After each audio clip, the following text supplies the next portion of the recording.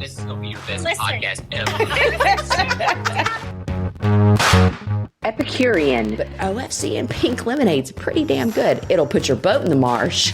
Jesus did not die so you could eat yellow number 5. Excitable. The nose starts off gentle with noticeable sense of grain that takes shape in the form of fresh baked bread. Ma'am, you're in the wrong podcast. Educated-ish. I have used the term overproof for so long without really knowing what it constitutes. Because for Is me, there a definition officially? welcome to Bitches and Bourbon.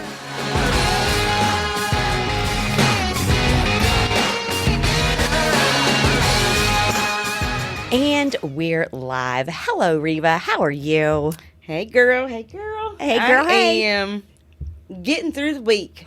wrapping up my hump day. I knew it. I knew when you walked in the door there was something I was going to tell you. You're absolutely not going to believe this shit.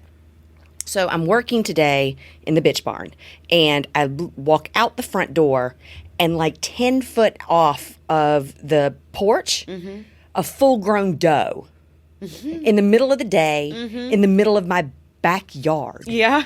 And then when I walk out, she just kind of looks at me, and I'm like, well, hey, mama. And she just looks at me, and then she just turns off and walks back into the... She's enjoying some of that tall bahia. My son has not cut my grass, and Yes. I haven't even had a drink yet. We are not going there about kids that don't handle their shit. Well, enjoy the presence of the deer Yeah, for a couple whatever. days. I'm like, I suppose there are worse things. Yes. And then I remembered that I had so much to look forward to today because we have Lauren Luby, co-founder of Two Bitch Bourbon. Lauren, how are you doing? I'm doing great. Thank you for having me. Oh, we're so glad that you decided to join us. So, am I mistaken? Are there any retail places that you all are available, or are you only available online? We are available in a few states. So, we've been tackling this distribution problem that all brands face, and we're slowly making some headway. We are widely available in our home state of Nevada. So you can find us in liquor stores all over Nevada. Few in Arizona, Wyoming, and that's pretty much it for... Oh, Illinois. Yeah. Because I had never seen it before. And it came to my attention because it started popping up in my messages. Like, people would DM me.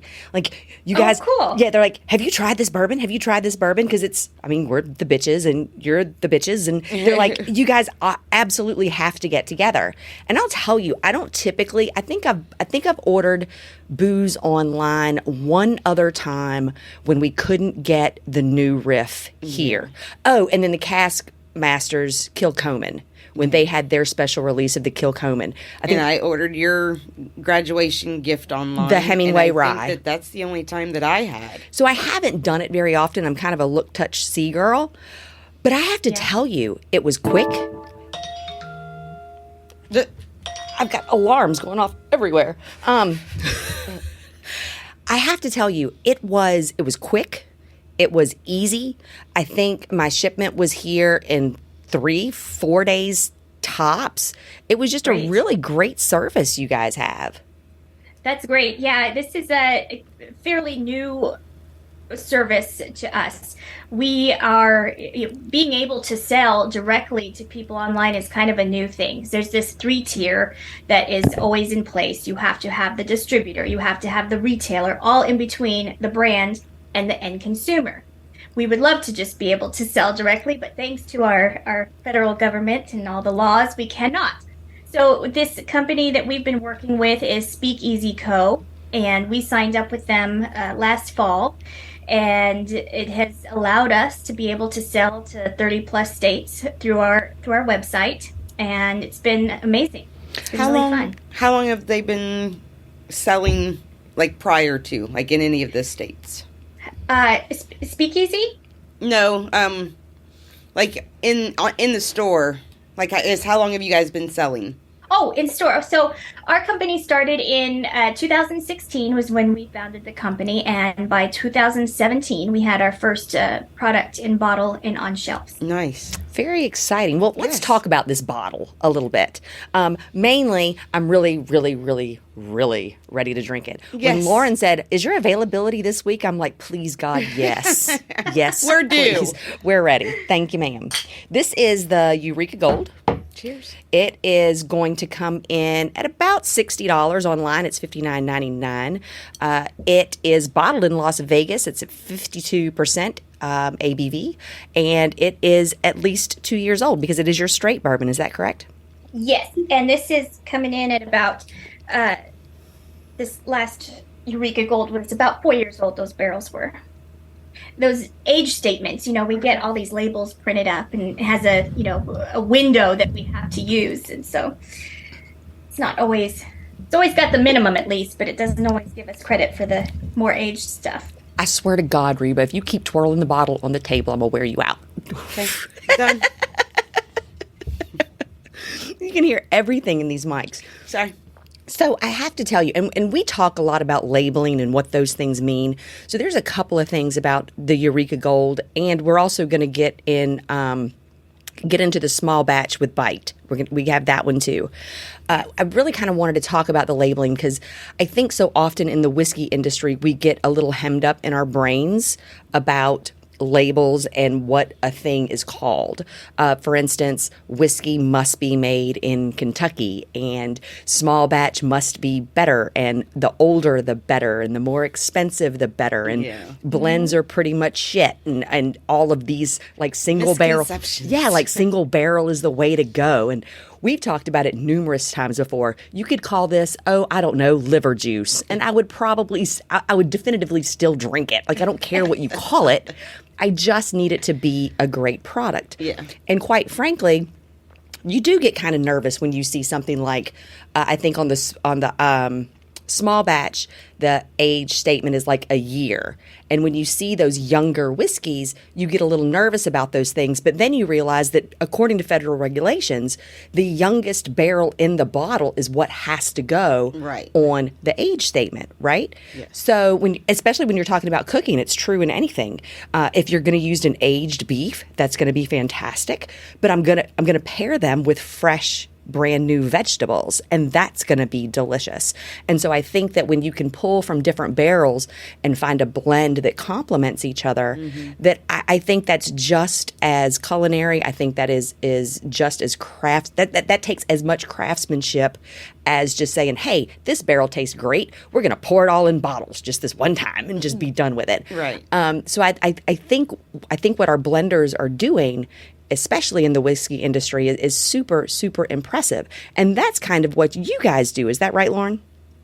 Yes. So the one that we're drinking right now is the Eureka Gold, and that is that is not a blended, but the small batch is, and it's always bothered me. Yeah, you're right with the 6 month or 1 year age statement on the back. It's frustrating because I know that there's a very little, if any, of a year-old bourbon in there. The rest is 7-year-old, and we're a small business, family-owned, family-operated, and when we buy our labels, we get them done in huge batches, and Right. we use them for multiple batches to keep costs under wrap for things. And yeah, we just use that back label. It's been approved by the TTB, and one of our batches had some 1-year-old in it, but it is blended with much older bourbons, and that range varies from batch to batch. But this batch 4, which I think you have, has some almost 2-year-old mixed with 7-year-old, and absolutely we focus on the end result and what that end bourbon tastes like, because we came up with the Two Bitch name, and it's funny and it's sassy and people like it, but we want them to buy the bottle for that appeal of the label, but we want them to come back and get that second bottle. So we always get the best juice that we can afford to put in our bottles. And Very important to us. because it's delicious. I really like it. Thank you. And just full disclosure, we paid for our own bottles, so this is not like free advertising or anything like that. Like we weren't comped anything. We always try to make sure that's we're right. I mean, you can. Thank you. I mean, you absolutely can.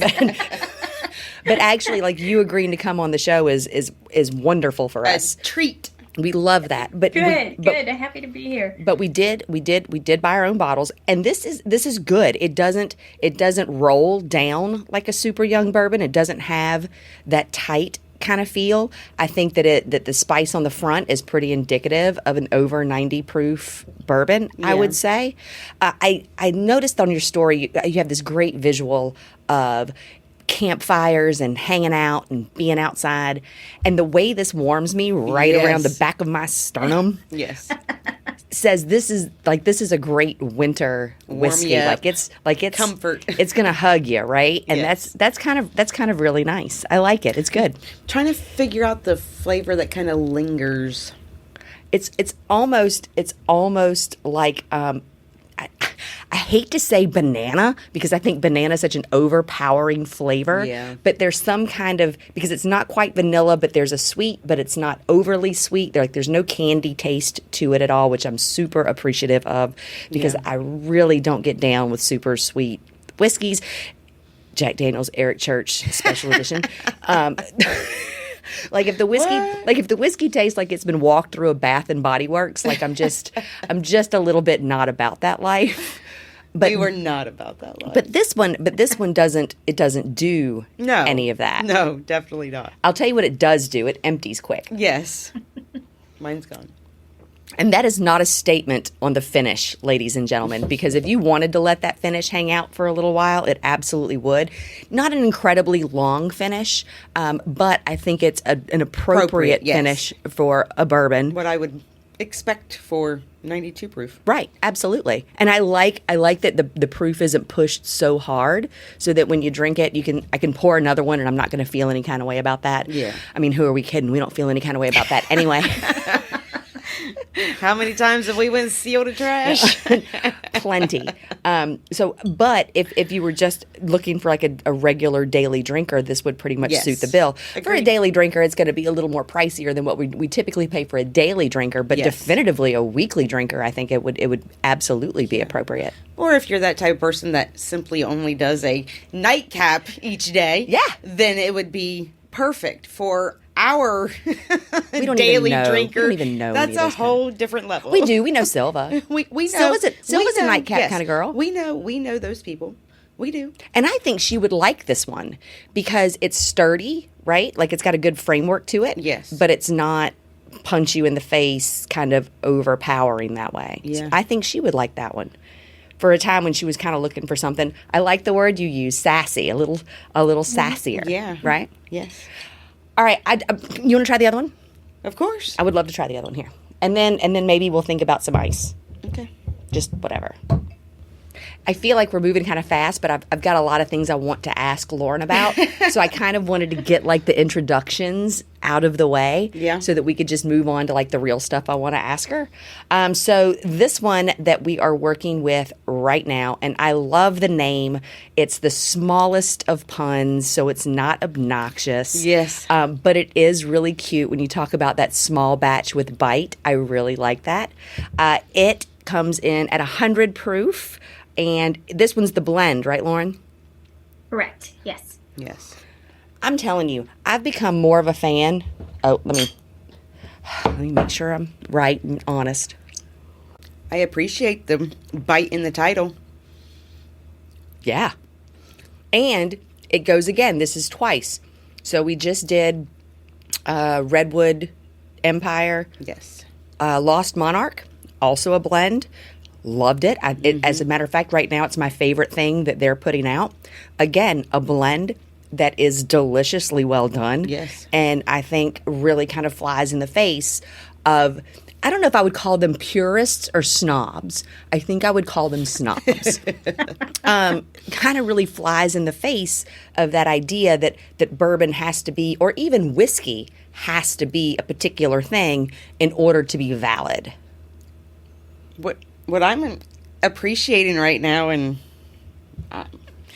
Maybe it's the drinks I've already consumed. I don't know. But I feel like you can tell that they are from the same company. Like, I feel like you can tell that they are both, you can feel the familial relationship. Yes. Yeah, like they're siblings. Yes. Right? Yes. You got like cousin something. Something. I mean, they're something. related. Right, absolutely. I like that. They have a noticeable personality. Yeah, I like that. They have a yeah, it's not coming to me now. That's okay. Hereditary trait. That's okay. That is. I like it. Would you agree? Yeah. No, I wouldn't have thought it until you said it. But as soon as you said it, it's like almost going, oh, this is my daughter. And you're like, of course she is. Yes. Right? You didn't think about Correct. it before, but as soon as somebody says it, you're like, of course it is. Yes. And exactly. This one, I think, and it's probably because of the proof, sassy isn't necessarily the word I would use. It's got a little kick on that. Bite, if you will. Yes. But it's not unpleasant. No. You're not going, my eyeball didn't twitch. No, right? and it's like I appreciate it saying that in the titles, because then I just, like, it's legit. You had your heads up, especially if you're going from this to this. Right. It's very appropriate. I love it.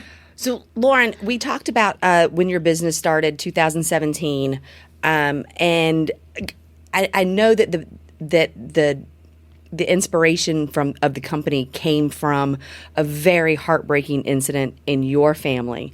But before that, were you a whiskey fan before that? How did that come about for you? Yes. So Joe and I had been throwing whiskey parties at our home bar, which we called the Luby Saloon. Joe has a son, and the three of us built a home bar together from scratch. Well, we bought plans online and put it together and stained it ourselves and set it all up, and we would throw annual whiskey parties. And when we got the Doberman girls, Miss Scarlett and Sage, I designed a invitation for our annual whiskey party, and we decided to come up with something fun for that invitation. This Two Bitch whiskey, and I did a mock-up of a whiskey bottle, similar logo on that as what we have now. We called it Two Bitch Bourbon, and aged 7 years and double strong and all that kind of stuff on the label. And we sent out the invite, and people would bring different whiskeys to the party, so everybody got their invite, and they're out deciding what whiskey they're going to bring to this year's party. And they tell us, oh, we were out looking for this Two Bitch Bourbon, we couldn't find it. Find it on the shelves. So they were really taken with it immediately, actually looking to go buy it. And we're like, no, we made it up. It's just a joke for the invitation. And that night, as everybody is imbibing, stories started going around and ideas started going around, and thinking, well, you should pursue this brand. You guys should do it. You should release this. And a few months later, Joe and I were talking, and things just led one thing to another, and boom, there we are, and it's all spun wildly out of control from there. Isn't that how it almost always I was going to say, that goes? sounds exactly how we ended up here. Right. In a party where we were sitting around drinking, and hey, let's have an idea. And you're absolutely right. That's pretty much our origin story as Yes. well, right? Yeah. So, Scarlett and Sage, those are your babies, Yep. and you rescued them. Is that correct? Yes. They were abandoned in the desert and brought into a shelter in Albuquerque, New Mexico. And I happened to be out there. I was looking online for my dog Mocha, who had been lost in the desert months prior. When in 2015, Joe and I were set to be married in May, and in March, I went out to Albuquerque to visit my family and have a little bridal shower party. And so I was out there with my aunts and my mom, and we were sitting down about to watch the movie Bridesmaids. And I think we had just got 5 minutes into that movie, and I got a call from Joe. And he had taken his dog Hunter and my dog Mocha, my dog of 10 years, Mocha Bean, up north in Nevada to go fishing on a fishing trip. And they've been out in the wilds a lot, so it wasn't anything new for them. But Joe said that Mocha had taken off after a rabbit earlier in the day, and that he and his buddies had spent all day looking for her, and they had the ATVs out. They were driving around, just could not find her, could not locate her, and he finally had to, break down and make that call to me to let me know that she was gone.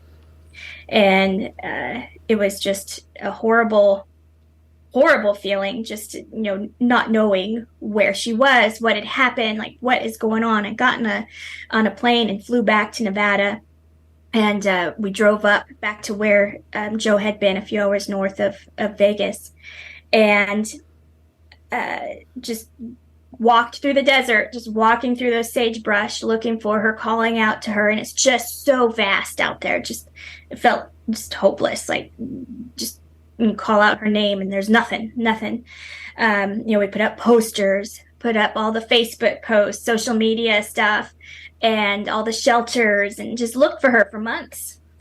I was looking for her. There was a website that you could go to look up dogs that had been reported lost, and you could put in the zip code and do it by state. And I was looking for her not just in Nevada, like any neighboring states, like if someone had picked her up, who knows? And your mind runs wild when you don't know what has happened to a dog that you love and have had for so long. These two girls, the Doberman sisters, popped up on my search when I was in New Mexico, and they had been abandoned in the desert and brought in by someone. And I thought, well, I told my mom, I'd like to go down to the shelter and donate some peanut butter to this shelter. So we took some peanut butter and drove down there, and I laid eyes on them and brought them out, and was like, I'm taking them home. It wasn't even a thought. I think back about it today, and I think it never crossed my mind just to take one of them. Mm-hmm. And they're litter mates. And the shelter let me adopt them both, and I ended up driving back to Vegas with these two wild puppies. And so we always say, what the desert took away, it gave back twofold. Yeah. That's an amazing story. And now they're famous. Yep. Yeah. Yes. It's just a great story all the way around, with the obvious exception of the heartbreak. Yeah.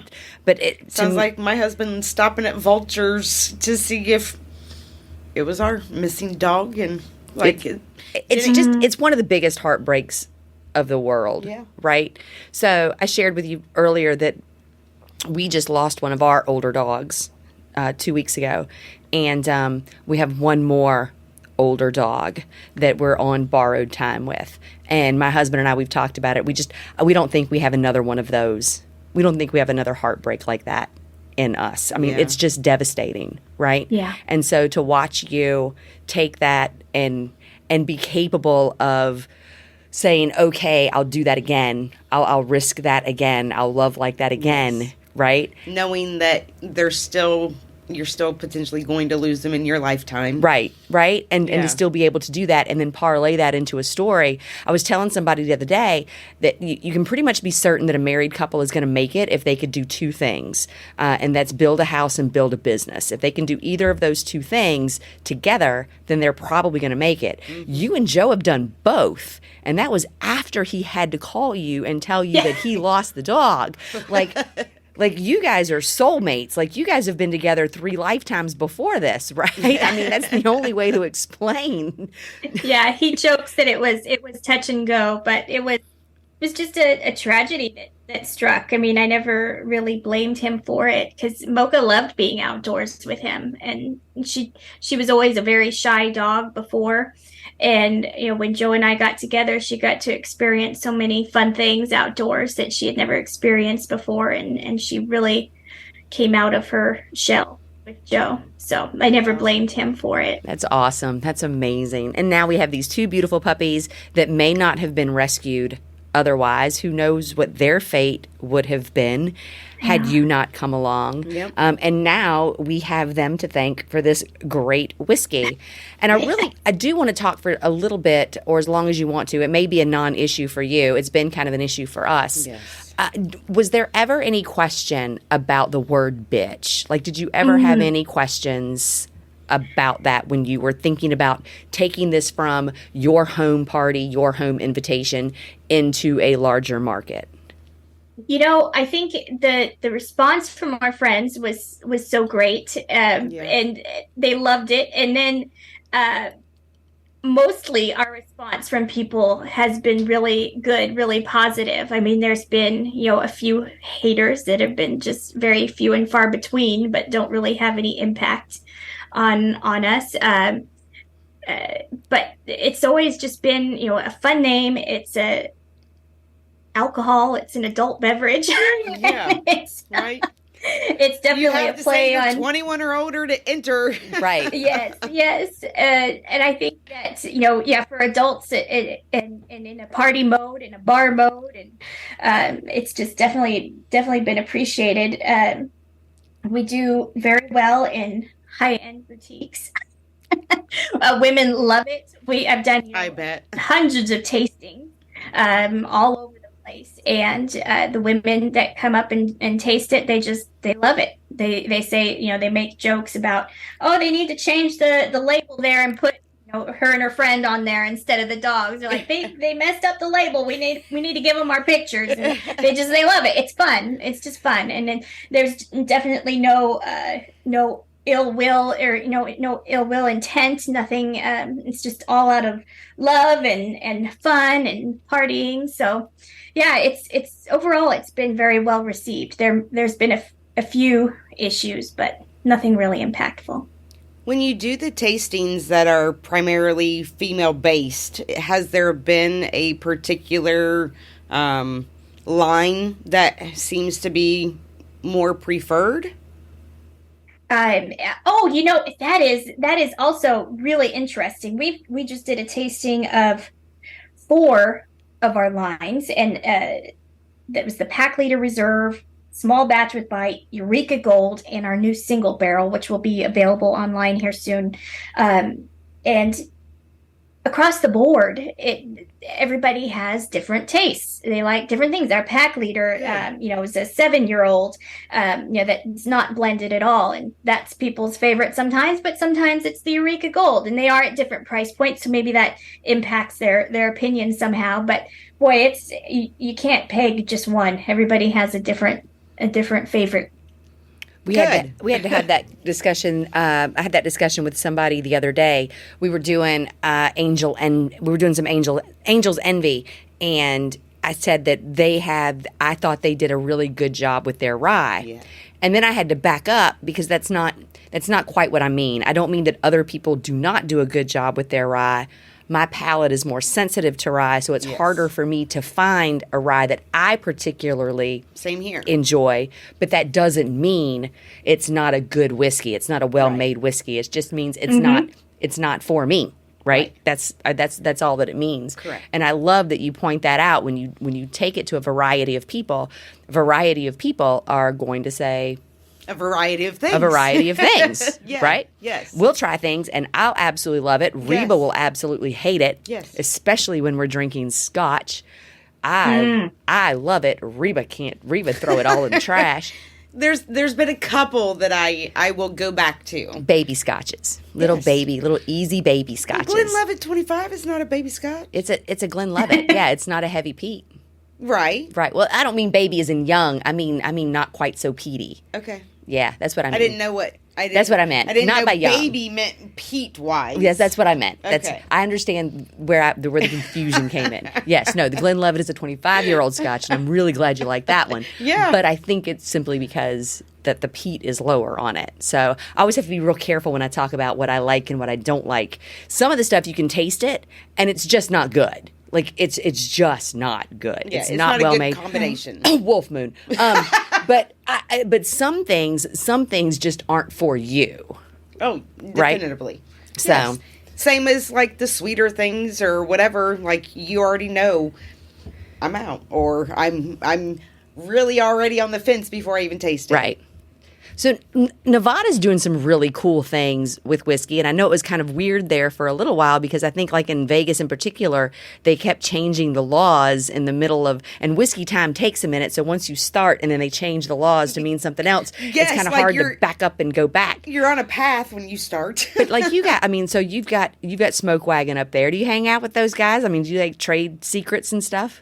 I have not met those gentlemen. Okay. Interesting. We haven't either. We haven't either. No, we haven't either. We enjoy their bottle as well, but no, we haven't. I know they're very popular. Yes. And so now I connected with you through Facebook, which I found madly interesting because we cannot get a Facebook page. Facebook Yes. said no. We had with manipulations. Yeah, but it wasn't right. No, like a plus sign for the T. But then as soon as you posted the picture, they were like, you're shut down. Like as soon as we posted the logo, they're like, Okay. you're banned, your kids are banned, the grandkids you don't have are going to be banned. You're banned for 30 days. Now you're banned for 90 days. It was like it was ridiculous. It was really tough, and you guys seem to have been able to circumvent that. Yeah, knock on wood. We've been okay with them. I think there was some issue with the URL. Couldn't have the full bitch name in it. But whatever the Facebook URL that they assigned to us. But yeah, it's sometimes you wonder on social media, am I being suppressed somehow? But it could just be paranoid. Yeah. I don't know. Well, on Instagram, I feel that too. But I know they do like to have a bit of censorship going on, which I don't appreciate. No, we didn't appreciate it. We gave up. I did. I completely gave up. I'm like, you know what? This is fine. It is the one thing that we caved on. Yeah. Like it's just not worth. Oh, yeah. We found roundabouts to still advertise. It's but fine. It's fine. I think it's like what you said. Like your people will find you, right? And those that have a really big problem with it, are not. I love the word you used. Impactful. They're not very impactful. That's such a polite way to put that. They are not going to make or break my numbers. Yeah, and I guess that's just kind of. There's always going to be somebody somewhere out there. Nope. As you pointed out before, it's still attention. Yeah, it's still numbers. And nobody's ever been mid about our name, No, right? It is either love or hate. and we got the same response from our friends that you did. As a matter of fact, our husbands came up with the name. Yes. Our husband said this would be a great name for a podcast. You ladies really should do Even this. the idea of the podcast to begin with, not Yes, just the name, all but of it. all of it. Like this was our husband's idea. Yeah. Like And- y'all have tried all this stuff and like people just don't know. You should share. You should share, and so we did, and our friends were the exact same way. Like that suits you, Yes. perfect. And there was only one real meaningful conversation that I had, and it was with a woman that said that she thought as women we could do better. And I was like, well, I feel like I am. I am doing better. You have so long, you've allowed people to take that word and throw it at you As a derogatory. as something oppressive Yeah. and hurtful and to put you in your place, so to speak. Yes. Instead, we're going to snatch it, put neon lights on it, and say, Let me become one. come at me now, right? Like, Yes. let's try this again. Yep. And so, yeah, I mean, I'm a big fan of profanity in general. Yes, same here. I even looked at my new coworker. I said, like, is there any like profanity that offends you? Like, I just need to know for day one. We just had orientation for grad school yesterday, and we started talking about like what you were interested in and what you thought. No obligation, but what you thought that your thesis was going to be on. And I said, I'm really in love with the history and linguistics of profanity right now. Like it's been used for so long as something that allows people to separate by class and subjugate those with a different vocabulary and to kind of make people feel a kind of way when they express themselves. Assume education levels or whatever. When the science is clear, people that use profanity properly typically have like better resiliency. Yes. And I'm like, so look, it's like chocolate. Like you wouldn't eat it all day. Like that's the only thing you would eat.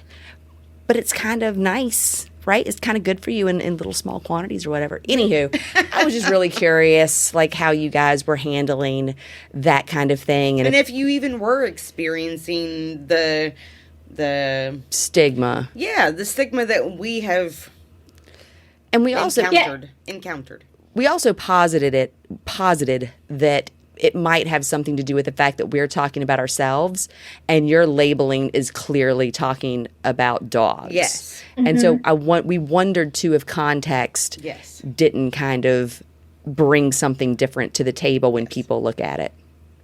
That might be. And do you feel that you're being censored at all by the podcast platforms, or are they pretty open? No, the podcast platforms have been great. It's just Facebook. It's honestly just been Facebook. I think we haven't really had any problems anywhere else. But honestly, Facebook was where I started, and after that didn't go well, I really kind of switched the whole way I use social media. Didn't really push it anywhere. So we own a marketing company. That's what my husband does, and so a lot of our business happens through Facebook. So our relationship with them has to stay very, very clean, or I don't get to buy any more whiskey. That's right. Or at least your shelf level will be limited. Yeah. So once we couldn't get around that hurdle, we just kind of and when they suggested that we name the podcast Broads and Bourbon instead. Oh, really? Yeah. Facebook suggested that? Broads and Bourbon. Why don't you do Broads and Bourbon? And I'm like, that's less offensive. Yeah. I know that bitch has a very interesting history, and it's used in a term of endearment, for friends, and it's so broadly used in popular music. And that's there are some songs that you can add to your reels or whatever on Instagram and Facebook that have, I wouldn't say way worse language, but just I would. Extreme profanity. Absolutely. Extreme profanity. Yes. Is what it is. Yeah. So allow me to put the explicit banner on my post and move on. Except for Facebook doesn't have that. Well, I'm just saying, and they have thousands of pages. Yes. That already have the name. Correct. Anyway, I'm not beating up on Facebook. Like, it is whatever. It is a perfect time to pause for some ice. It is a perfect time to pause for some ice. So, Lauren, you said that you guys put out your first bottle in 2017. Is that right? Yes. Mm-hmm. So now that makes us, 6 years old? What do we, what comes next? Because your pack reserve, you've sold out of that. Is that correct? Yes, that batch 4 sold out online pretty quickly, and we reserved a few cases for some stores in Nevada, and those have just gone out this past few weeks. But we will have that pack leader available in the trio that we are releasing in the next few weeks.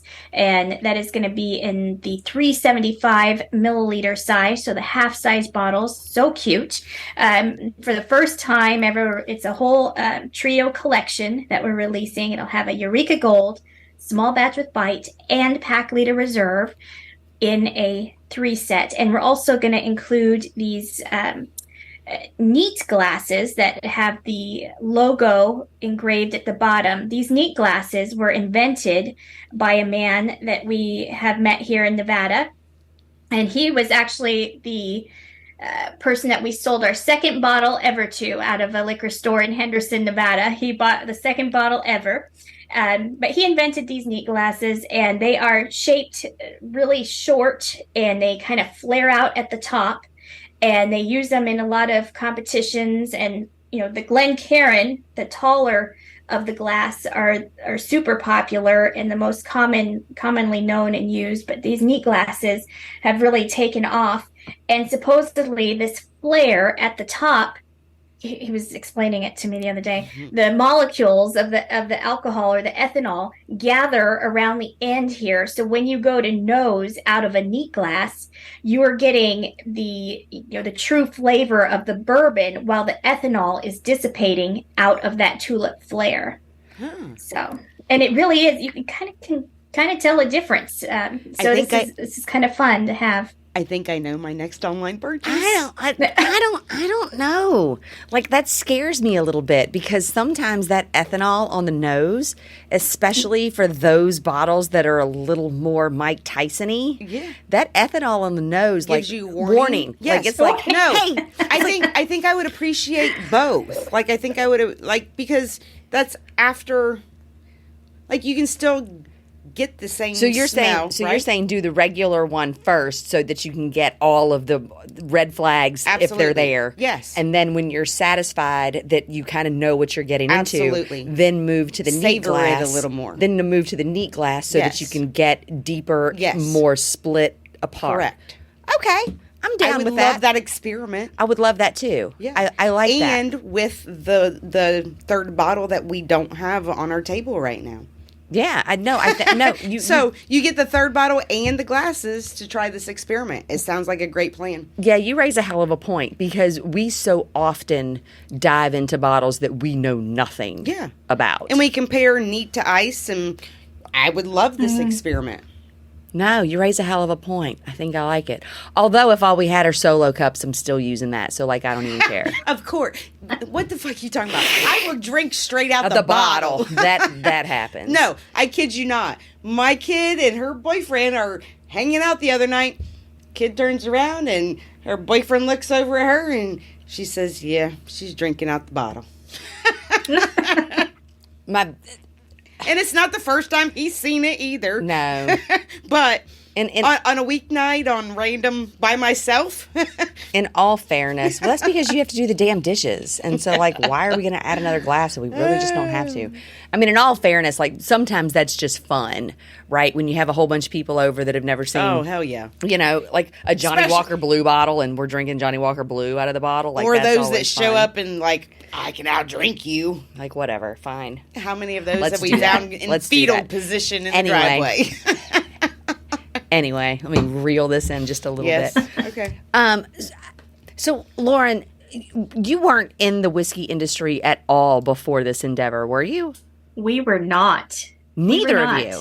No. Can I ask We what were your- just drinkers. Consumers. Yes. What, can I ask what you guys did? Yeah, we were in the financial industry. Joe was No wonder you were drinkers. a tax, an expert tax witness and did high-end tax planning. And I was also in the financial industry, and I was kind of had a musical background in my earlier years, but I had just gone doing office work. So, and marketing type stuff. Okay, so why did you like just breeze past that music stuff? It feels like a lifetime ago. Those your wild and crazy days where you're like a punk rocker? No, it was not wild and crazy. I was an opera singer. Really? Wow. Yeah. I'm not gonna ask you. That's like the cheesiest thing on the planet to do, to ask somebody with an instrument like that to kind of like off the cuff and substandard equipment and through an internet connection Years later. do that. No, I'm not gonna put you on Oh the spot gosh, like yeah. that. It's the pipes have aged. They've aged. That's impressive. Yes. I often tell people that, so my vanity, while not limitless, is not reserved either. Like I have a pretty strong vanity streak, and I just don't apologize for that. I try Right. not to be an asshole, right? It's about me, not anybody else. Like, I'm not judging other people. I'm just hard on me. If I could sing, God knew what he was doing when he said, April, you cannot I agree. sing. I understand where you are going with this. I would be the shittiest person on the planet if I could sing. I know that about myself. You wouldn't be able to tell me anything. I would be better than you at everything. And if I wasn't better at you at something, I would be like, oh yeah, can you do this? And I would like just do the thing that I cannot do. I would be a horrible, horrible person. And so now I probably sound like the two bitches in the yard when the moon gets full is probably what I sound like. I think it is the one talent that I am so super envious of. So, I have two questions, and if you don't want them recorded, that's fine. But I'm curious to know, like, what was you and your husband's preferred spirit before you developed your own, and now that you have developed your own, is it your own that you prefer? Oh boy, thinking back, I was completely uneducated about whiskey, bourbon, the whole thing. I was drawn to the bottle. I'd go up and down the liquor store aisles. Price point was an issue. It couldn't be too low, couldn't be too high. Appreciate I had to like the shape of the bottle. I had to like the label. That's how I picked stuff out. And I remember I liked to get Booker's because it came with the little case, and I thought that was cool. We always loved Jefferson's. I loved their design, their stuff, and I think they may have a distillery now, but their barrel and their bourbon was always sourced and blended, and they were a wonderful brand. And Maker's Mark. Joe was a Wild Turkey. He always drank Wild Turkey. I think him and his dad always drank Wild Turkey. So I am a bottle chaser as well. As a matter of fact, that is the only reason that Johnny Walker Blue Label that I was telling you about, it's the only reason I bought it, because they did the Chinese New Year's bottles. Okay. They're the most beautiful bottles I've ever seen. Agreed. And that's the only time. It has to be that bottle. It has to be one of those editions. Or as far as I'm concerned, Johnny Walker Gold Reserve, dollar for dollar, is as good as anything in a blue box. Somebody was saying the other day, we were still trying to figure out what this obsession with Blanton's is. I can't. It's fine. It's John Wick. It's John Wick. But it wasn't. John Wick was drinking Blanton's when it was still $60 a bottle. And nobody even knew John Wick was drinking Blanton's until Blanton's blew up. Like, that wasn't even I and 3 other people knew that John Wick drank Blanton's before it got all excited. Oh, yeah, we were eyeballing John Wick. Oh, boy, were we eyeballing John Wick. We watched that movie so many times, all of them, so many times. And we were, I think we would have given an arm. One of us would have given an arm to be involved with one of those episodes, one of those movies. Absolutely. Joe was in addition to being in the financial industry, he was a Marine and a police officer, so he did a lot of firearms training, and he recently did some firearms training out here in Vegas, just for fun. But yeah, we're big firearms family, and the dogs, and it was just a perfect fit. But so I would be real interested then to hear Joe's opinion of the most recent John Wick, because I was not thrilled. I thought really? I thought the last John Wick was a little. The bulletproof suits were a bit much for me. Yes, it got a little fantastical, but not like that. But not like you take really? a whole round at 7 feet, and as long as you're got your arm up in the air, you don't even get knocked backwards. Shut the fuck up! Come on, stop. Yes. It's bulletproof, not impact proof. So and then the ending pissed me off, and I was like, John Wick deserves better than this. Like, a 32-minute stare scene is a bit excessive as far as I'm concerned. I agree. And I don't know if it was exactly 32 minutes. It could have been 32 years, but somewhere in between 32 years and 32 minutes was the length of this stare scene. And I'm like, he deserves better, I think, than what he got.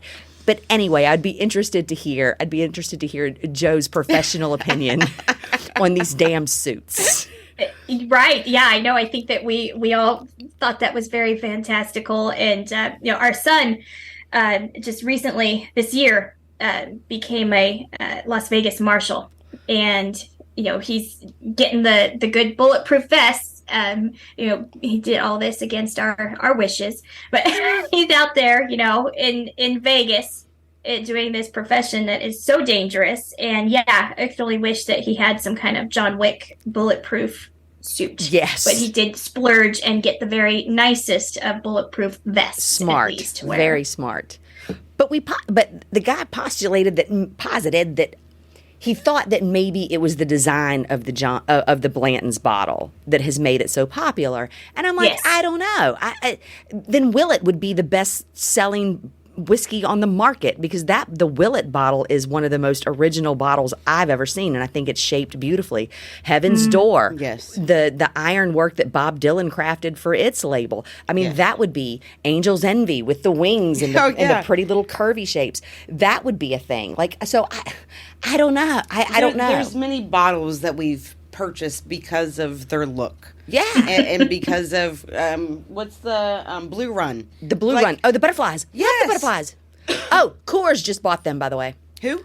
Coors. Really? Coors just bought Blue Run. Yeah. Yeah. So here's hoping they don't Blue Mountain fuck that up. But if they could come out with a change in butterfly color, a butterfly that changed colors, oh yeah, I would love that. Like they could do that. Yeah.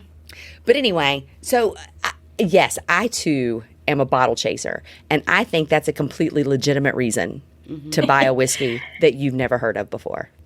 Yeah, it's part of the experience, part of the fun, and it's going to be sitting in your house and displaying on your bar. So do you have a favorite bottle?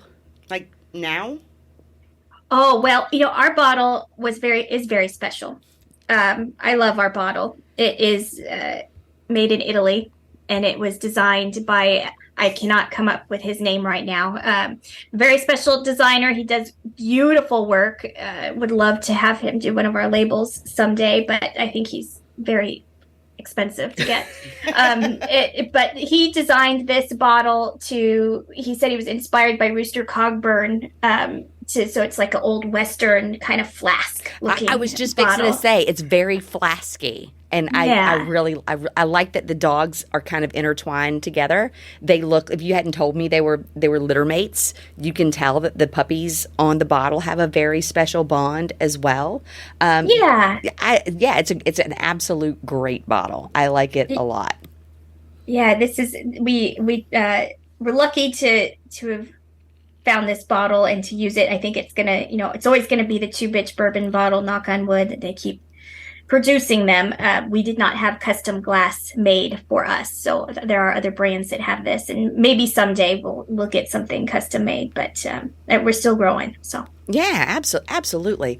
So that leads me to another question. So not in whiskey, not even in the industry, not even super well educated about the craft, which is funny because the Penelope guys will tell you the exact same thing. Their story is a lot like that as well. Didn't know anything about whiskey when they started their Penelope journey. Is there something that has surprised you or something that has pleased you in this whiskey journey, becoming involved in the industry? Oh, well, when we first started, we were our own wholesaler here in Nevada. So we did our own sales. We didn't have a distributor. We were our own distributor.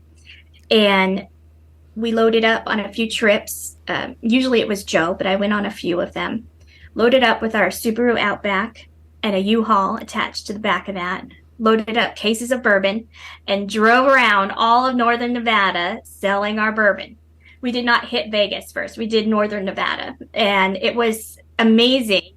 You go into these small towns and they have these small bars and you sell them some bourbon and they pay you cash and you move on to the next one.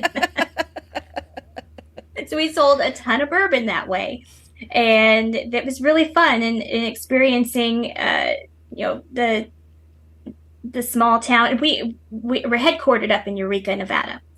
Joe's a big hunter, and I've been on many a hunting trip with him, but I never know where I am when he takes me up there, and I'm out in the wilds for days, and I lose track of where I am. Thank goodness he knows where we are. And I'd been to Eureka many times before we started this business, and when we were setting it up, we purposefully set it up in Eureka, Nevada, because that was where we wanted to kind of move our lives to, in a more rural area. And we ended up buying a property up there. The whole place is an old mining town. Well, it's currently still a huge mining town. And it's, from the 1800s, the entire town is on the historical registry. And we got a property that's an old stone church and a parsonage house that is right next door. So two separate buildings. And we moved into the little parsonage house. Small place, like 700 square feet, small place. And then the church next door is built out of these huge 2-foot stones from a local quarry, and beautiful, but just had some beautiful woodworking on the front and the back. The whole front of it is, like a warehouse. It's not finished out inside. So that is our legal registered warehouse to this day. And the back of it is a beautiful little property or apartment, I guess you could call it, that has this beautiful woodworking done, and that is currently an Airbnb that we rent out. Hold on. People Stop, come in stop, for- stop, stop, stop, stop. I haven't seen a mention of that anywhere. I did not realize that Two Bitch Bourbon had an Airbnb behind their warehouse. Yes, I think we so know. you can. I think How many rooms? we may have had it on our website at one point, but we took it off. We just we didn't want to confuse people in them thinking that they could come and have a Two Bitch Bourbon event, because we're not there to like lead them on a tour or anything.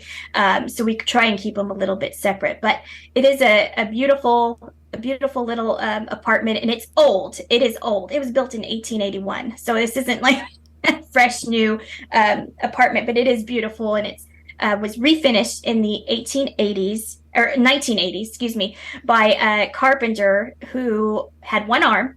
He had some kind of brain aneurysm, so he only had the function of one arm, but he was a master carpenter, and he did amazing woodwork throughout this. And you can see the woodwork if you go on Airbnb and you look up Stone Church Lodge. There's only 2 Airbnbs in the whole place, so it's not hard to find.